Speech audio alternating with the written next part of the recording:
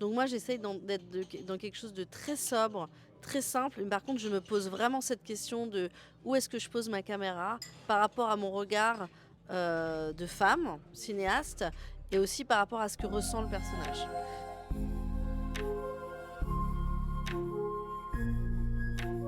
Il y a quand même dans votre cinéma des scènes qui sont assez brutales aussi. Je pense à la scène de viol dans Slalom notamment, qui est d'une intensité rare. Dans Oksana, on retrouve cette même force dans la scène où les femmes sont arrêtées en Biélorussie, qui est aussi difficile à regarder. Comment est-ce que vous faites pour filmer des scènes comme ça? Est-ce que vous vous sentez à distance en tant que réalisatrice ou au contraire, est-ce que vous vous laissez happer par l'émotion? Non, alors là, je pense que, en fait, je me pose beaucoup sur ces scènes-là. D'ailleurs, c'est des scènes avec, quand on regarde la manière dont elles sont découpées, à chaque fois, c'est des plans séquences pratiquement qui sont toujours sur le visage des actrices.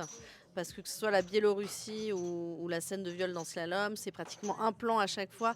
Donc moi, j'essaye d'être dans quelque chose de très sobre, très simple. Mais par contre, je me pose vraiment cette question de où est-ce que je pose ma caméra par rapport à mon regard de femme, cinéaste, et aussi par rapport à ce que ressent le personnage.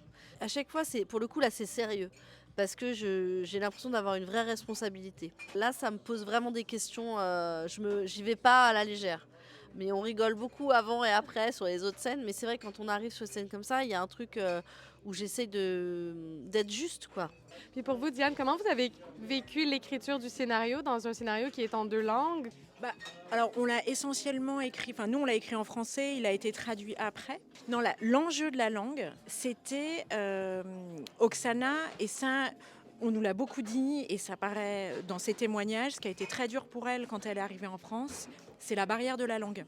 Le fait qu'elle soit incomprise, qui a rendu son arrivée à Paris, en France, difficile. Elle n'arrivait pas à s'exprimer et on ne la comprenait pas.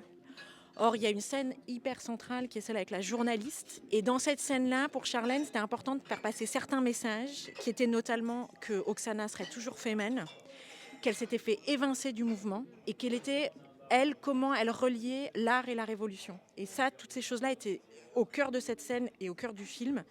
Mais comment le faire passer dans un français qui était un français qui était le sien? Le film est en ukrainien. Est-ce que vous avez aussi des influences musicales ukrainiennes ou pas du tout? Un petit peu dans la compo, notamment la compo où elle se peint sur le corps. Là, j'ai des instruments avec un maillet. Voilà, donc là, c'est vraiment un instrument local, etc. Mais j'ai pas voulu faire un score local, mais j'ai mis quelques influences quand même. Un petit peu légères, quoi, comme ça. Je trouve que c'était important d'avoir ça en tête et après de voir ce que moi, j'allais en faire.